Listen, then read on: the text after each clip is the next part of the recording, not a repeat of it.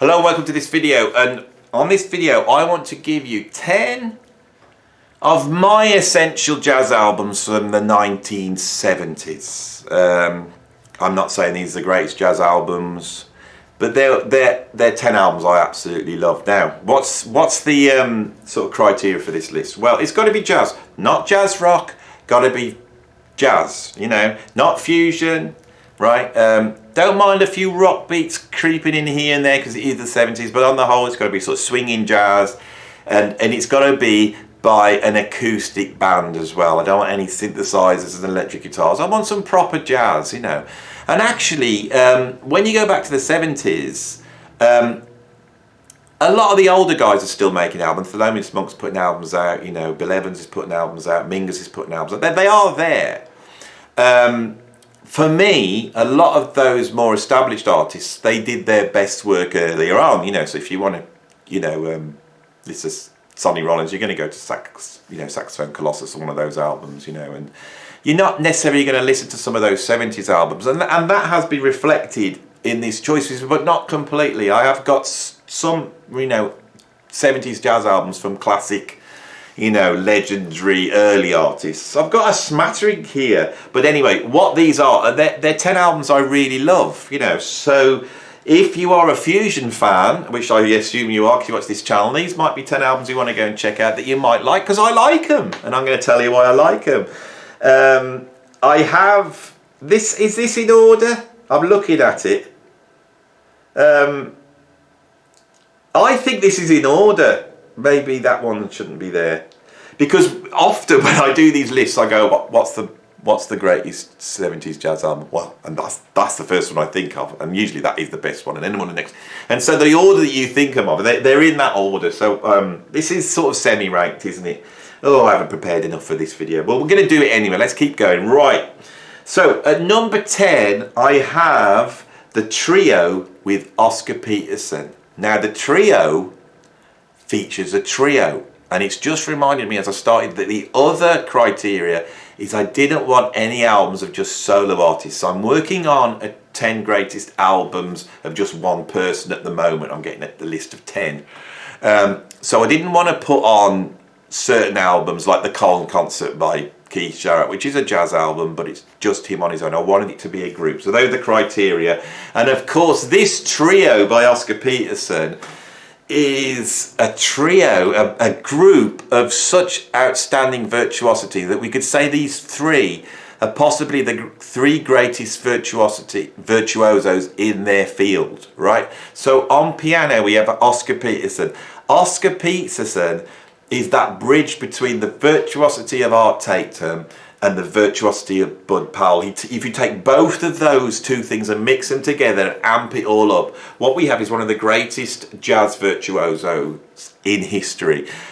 Recently, Rick Beato, my Lord and Master, hello Rick, hope you're watching.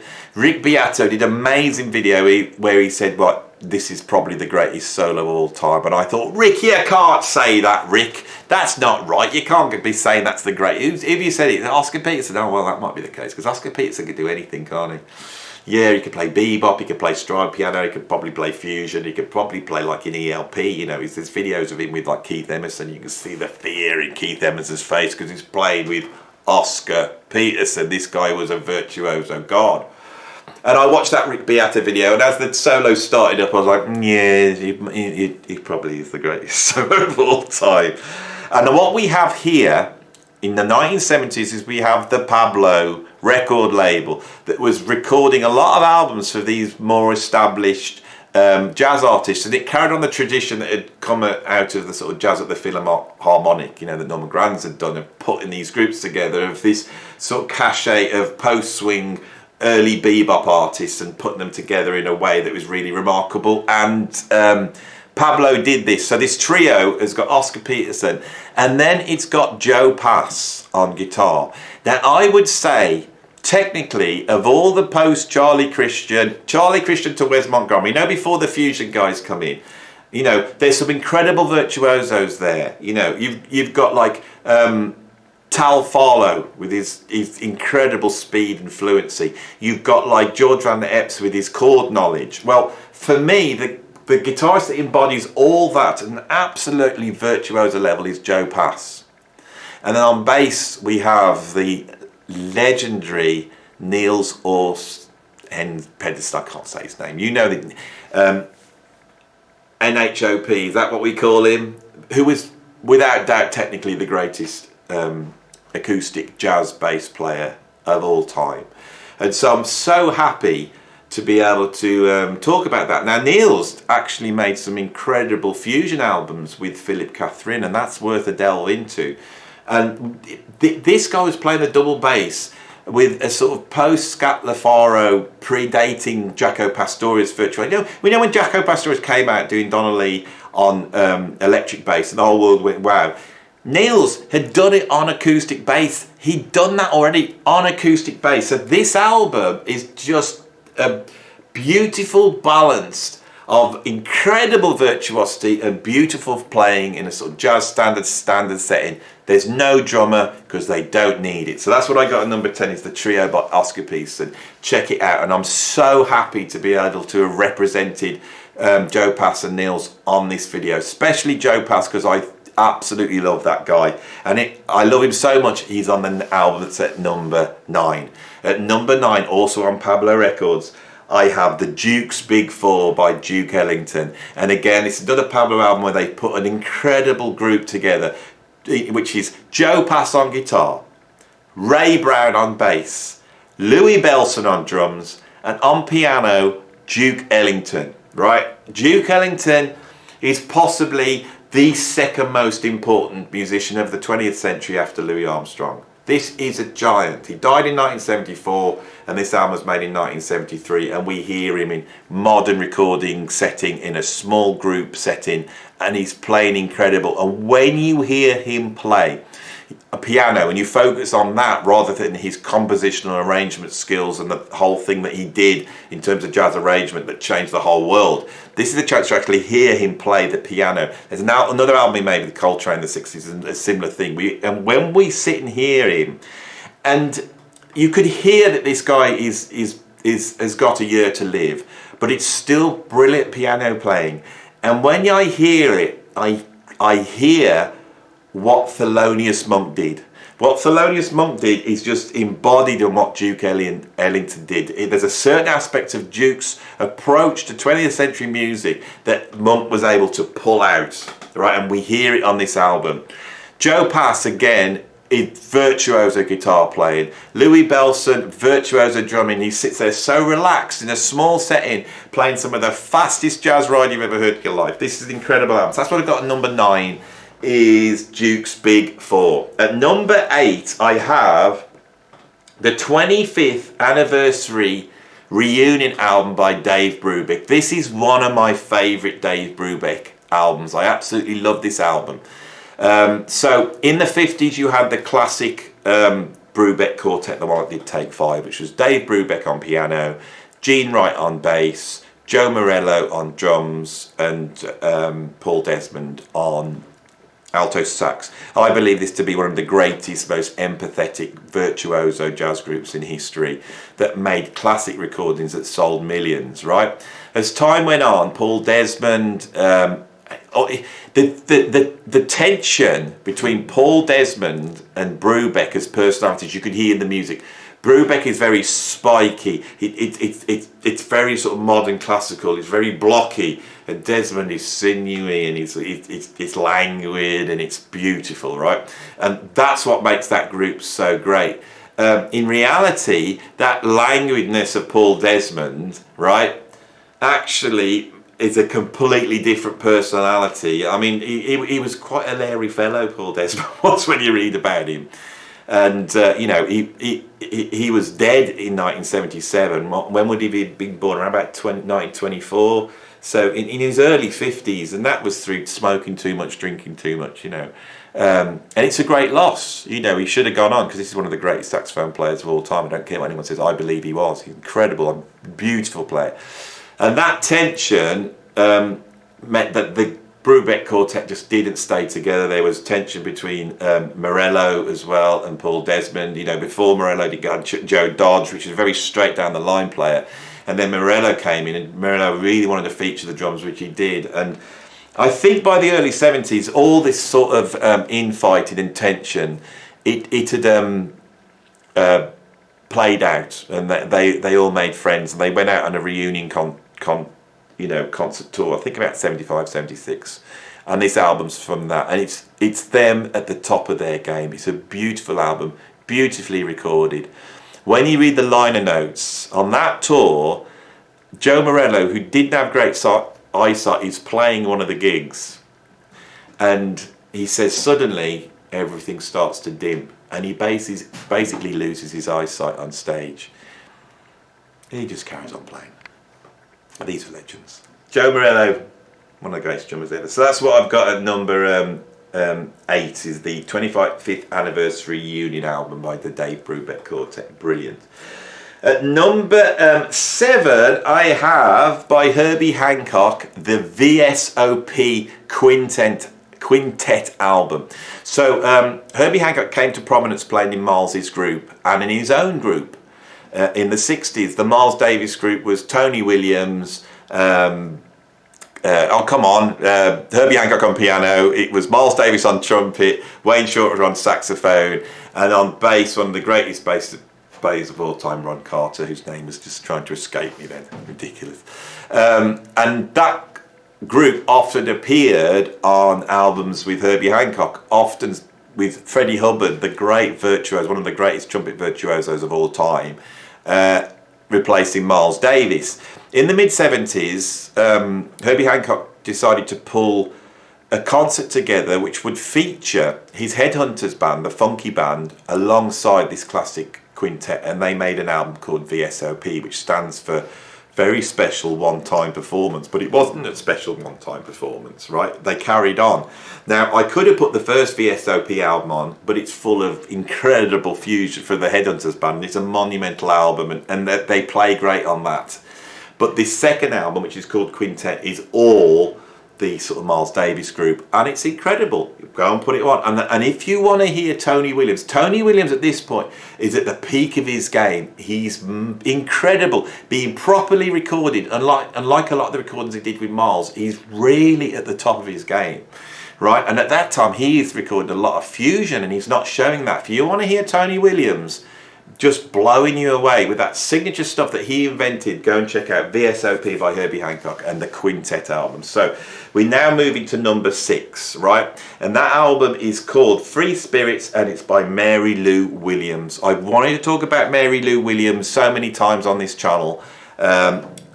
So Mary Lou Williams is a pianist that was born in 1910. I think she died in the early 80s, right? She's basically 9 years younger than Louis Armstrong. She came up in the 1920s and 30s, so this woman goes right back to the beginnings of jazz. It's from that era. If you listen to her play, it doesn't sound like that. If you listen to Mary Lou Williams, you hear the language of bebop and modal jazz and beyond. This album does not sound like somebody that came out at the same time as a Lester Young or a Big Spiderbeck. It doesn't sound like that.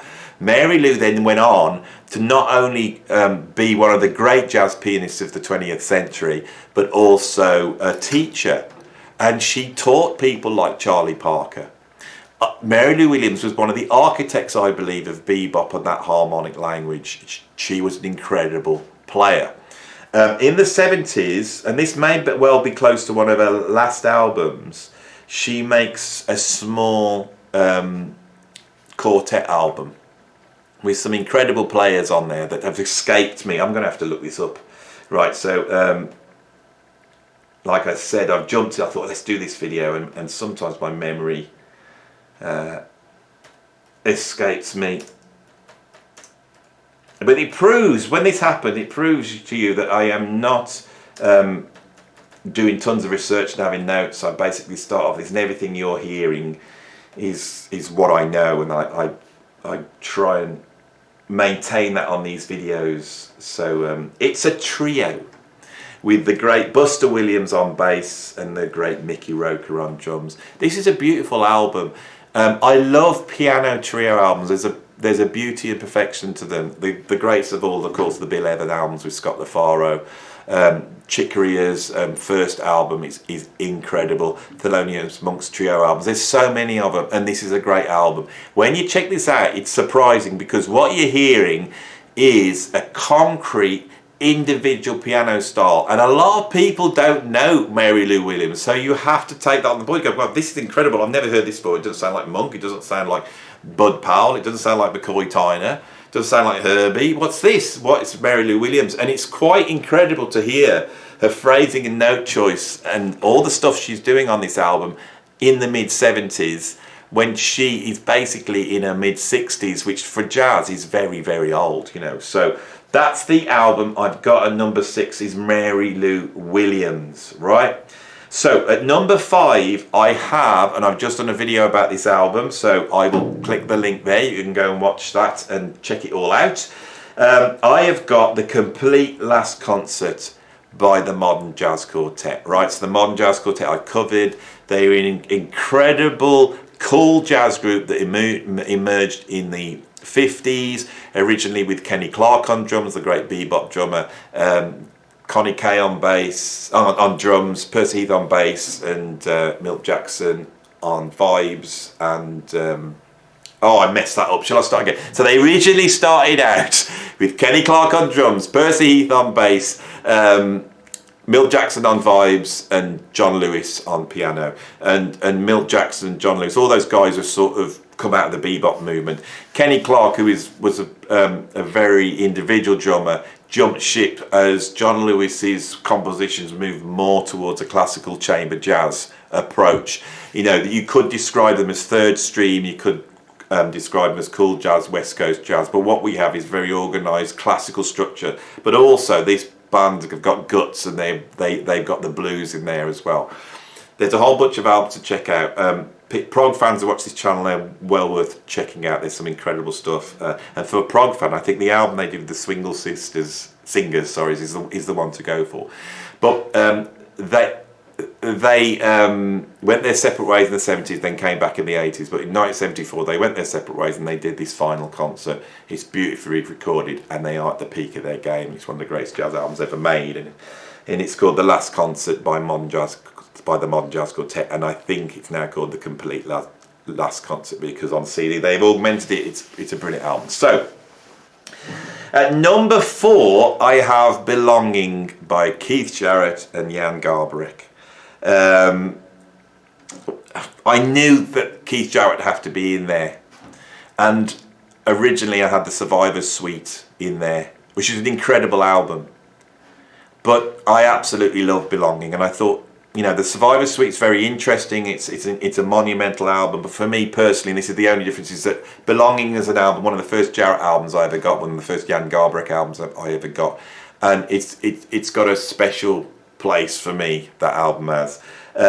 It's just a beautiful album, beautiful playing. It's that ECM production, it's crystal clear, it's icy. Jan Garbarek's alto sax sound is all of his own and seems to evoke, you know, the sort of fjords and glaciers of Northern Europe, but also sort of Eastern, Indian, you know, North African sounds altogether. Jarrett's at the peak of his game, some of the greatest compositions. It's got a really wide palette of stuff. There's really interesting improvisational approaches. It's a fusion album. There's some rocky, funky stuff, but nothing that is like Headhunters. It's not like that. And I allowed Spiral Dance on, which I would say is a fusion track, but it's an acoustic jazz fusion track. Anyway, you all know Belonging. You know, I've if you want to know more, again, if you check out here, there's a link to, if I remember to put it in. If I have it, I'm just pointing like that to my video on Keith Jarrett where I talk about that album. Right, at number 3, I have Journey in Such a Dananda by Alice Coltrane, featuring the legendary Pharaoh Saunders, who actually died a few months ago. Absolute legend. Was it a few months ago? It could have been last year now, I don't know. Alice Coltrane was the wife of John Coltrane. She played in the last group of Coltrane's where he moved towards free jazz. Alice Coltrane herself was an incredible musician and a visionary musician, and I think because of the name and the fact that she was the wife of John Coltrane. These albums, the people who know that these albums she made in the 70s take what Coltrane is doing and it pushes it out into the outer limits. There's a whole bunch of incredible albums. This is beyond jazz. This is swirling world space jazz. This is jazz in another dimension on another planet. This is something else. On this album, Alice Coltrane is playing the harp, an instrument that Coltrane loved. You know, Coltrane, every time the Marx Brothers on, you know, John Coltrane would sit down and wait for Harpo to come and play the harp. And it's all over this sound. Some of these tracks were remixed later on by Bill Laswell, where they took some of the stuff from the Illuminations album she made with Carlos Santana, and then Love Devotion Surrender, and then some of the tracks on here, and it's all mixed. It's a really credible album. If you want to go back to the source and you want to check Alice Coltrane out and you don't know which album to go for, I would say to go for this album. And I've just lost my notes, right? And I can't say it without reading it. It's too complex, but this is a sort of album that I don't actually want to tell you much about it, because I want you to go and put it on, because if you expected an acoustic jazz album, which it pretty much is, then Journey to Sachin Dananda is going to blow you away. So what can be possibly better than that? This, for me, these two albums are vying for the two greatest acoustic jazz albums of the 1970s. So at number 2, I've got Conference with the Birds by David Holland, which features Sam Rivers and Anthony Jackson on saxophones and Barry Altschul from the Circle group. So Dave Holland. There was a free jazz group by Chick Corea called Circle. It's an incredible group, and I nearly wanted to put one of those albums on. And then he made an album after that, which, oh God, I've got it behind here. It's called ACM. Is it ACM? So before Chick Corea went fusion, he was making very abstract free jazz. And free jazz that really looked at the sound of jazz and how that worked. You know, when you read interviews with the guys from Circle and say, you know, what was your approach to making music? Did you used to rehearse this music, which is essentially completely improvised? I said yes, because what we would rehearse was sound worlds. And on Conference with the Birds, Dave Holland creates this sound world with the 2 saxophones, no harmonic instrument, and this sort of very swinging post-Ornette Coleman approach to improvisation. I would say this album's got its own approach to improvisation. Dave Holland opens up a way of playing which is really unique and lays the ground. I think it's the bridge between what Ornette Coleman was doing and what Steve Coleman was doing in M-Bass. There's a bridge between that. Of this very rhythmical, swinging, free approach to music. Now, the title Conference of the Birds, and I think it's, what did I just call it? Conference with the Birds. I think it's actually called Conference of the Birds. I've got that wrong there. And Conference of the Birds is an ancient, esoteric, Islamic poem. And it tells a story about these birds that get together and they have to go searching on a quest to enlightenment, and they have to go through 7 realms. And that's, when you listen to this album, it does sound like a conference of birds. It's so strange. That's exactly what's going on. It's almost like there's another language. Anthony Braxton is a very divisive figure in jazz. He came out of the sort of free jazz world. He deals with very esoteric and deep concepts on his instrument. But he is not, there's not an ounce of that bebop language in his way of playing. And some people doubt him. He's an incredible player. His ability to play very complex lines and written lines in unison is quite astonishing. Some people say, well, you can't play. And I'm thinking, well, he must be able to play that. And he was also he's still alive, so he was a very keen chess player. And there's that quality. It's like a conversation. This album is unlike any other album. It's heavy going, it's difficult, but it's an incredible album. So that's why I got number 2 is Conference of the Birds, or with the, I can't remember now. I'll put myself off. What have I got at number 1? I have Sahara by McCoy Tyner with Alphonse Mouzon on drums, and I think again, is it Who's on? Oh, you see, I've done it again. I'm not even going to talk about this album because right now, if you want to know about Sahara, I've got a whole video on Sahara. When I thought, what's the greatest jazz album of the 1970s? Straight off, for me personally, it's Sahara, right?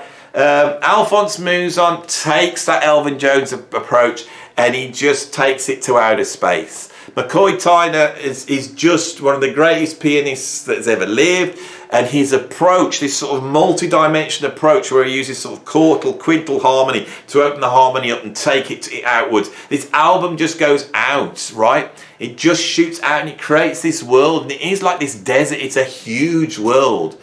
Right, and it sort of critiques things. This is what jazz does. No one ever talks about what it's about. You look at the cover and you see McCoy Tyner sat there and he's got that African instrument on his lap and he's sat in this sort of desolate American space. This Afro-American with the African tradition in his hands, cradling it in this desert, this American desert, right? It's really interesting that is on the album. This album's very improvised. They play flutes, there's percussion on it. It's a really incredible album. But when they're blowing, it takes your head off. So I think I've got to the end of this video. There are my 10 favourite jazz albums that are acoustic, that have got no fusion influences and have groups on. That was the criteria for that one. I hope you enjoyed it. If you did, please like the video. Don't forget, like it now. Look, it's just a click. Like it now, just do it now. Now press the subscribe button if you're not a subscriber. Come on, I've only got 15,000 subscribers. Rick Beato's got about 8 million. I want some more subscribers, so stop watching it, just subscribe to it. It's not going to hurt you. Subscribe it, ring the notification bell. And really, with me here giving this excellent content that I do here, this excellent jazz, and who else is doing this here? You know, it's like Rick Beato and Adam Neely. You know they're going to troll through a whole bunch of other subjects before they get to the jazz. I always deal with the jazz and prog every single time. So if you want to support me, become a patron right now. Click on that Patreon link. And once I get to a certain number of patrons, I'm out. I'm going to be here doing this full time, and then I can really start to do some good stuff like editing. I might even do some editing. I might get a new camera. Can you imagine that? A new camera. Andy's got a new camera. He's editing. I don't like it now. I liked early Andy. I like the first album before anyone knew him. That's the Andy I like. Now he's gone all posh and great, you know, and he's got like he's like little bit of blusher on his face, and he's dyed his hair black and all that bit. I'm not too sure now whether I like him. I liked him in the old days where he didn't know what he was doing. You know, his mom used to call him up. He'd forget the names of very important musicians. He'd have to look them up on the internet. I don't know. That was the Andy I liked. Now he's gone all corporate there, and he's sat in his special studio, and he's got all these big jazz guests on there all kissing his arse because they want to be on the YouTube because the whole world's changed and they've got no cultural currency anymore. Now the YouTubers have got cultural currency. That, you know, I'm not so interested in that. I don't want to see, you know, Frank Gambale kissing Andy's bottom. I really didn't expect to say that on this video. And I'm sure there's many people who would pay to see that. It's an idea. Jazz lessons kiss Andy's bottom. If you become a patron and pay me a ton of money, when I've got a ton of patrons and I've got that capitalist monetary power that money gives you, I will bring you that series. It will be here. Jazz legends kiss Andy's bottom. They'll come in and I'll say, you know, sit down. Nice to meet you, John Patitucci. Now, incredible bass player, one of the greatest bass players in the world. And, you know, I know you're a Christian and you brought those values into jazz. It's really great. You know, a couple of dodgy albums on GRP in the early days, wasn't it? I mean, on the corner, what's going on that cover? What is going on? What corner's that? What corner are you standing on in your bloody leather jacket that you've got hired in from Versace that you've hired in for the day? You know, and what's going on with that bloke's eyes? There's that bloke, he's in the back of On the Corner and he's pulling up the blind, and if you look at the bloke's eyes, he looks like a psychopathic, but John, what were you trying to do with On the Corner? And why call it On the Corner? If you're not aware that Miles Davis made an album called On the Corner, why would you call your album On the Corner? Is there nobody in your group cool enough to go, shall we call it On the Corner? No, you can't call it that, because Miles Davis made a classic, cool, avant-garde, exploratory album called On the Corner. And if we call our album On the Corner, Everyone's going to go, God, listen to our lame, limpid GRP jazz fusion. And then we've named it after On the Corner. It just shows up how lame we are, John. But apart from that, you know, you're one of the greatest bass players in the world. You know, once you got with Wayne Shorter, you found your taste, didn't you? You know. So I was wondering whether you could kiss my bottom. How's that sound? I'm going to go now. Why do I always end up going weird at the end of the videos? It's upsetting me now. Sometimes I wonder if I'm a nervous breakdown. You all sat there laughing, oh, I love Andy's videos. But maybe I'm going mad. Because if you go to my early, I'm not like this, am I? Something's happened over the last 2 years, hasn't it? You know, this is becoming like some sort of confessional. And you lot are the priest behind the curtain. And I come in here and I expose my deepest, darkest thoughts, which involve Frank Gambale kissing intimate parts of my body. Right, I never used to talk about that stuff in the old days. I'd just be telling you about like which Mahavishnu album was the best. That's as contentious as it's got. You know, I used to say, oh, my favourite album's Birds of Fire, and then they'd all chime in, how can you say that? It's In About In Flame. You know, that was all we had in the old days, and now Andy's on there talking about having his bottom kissed. And all sorts of manner of strangeness.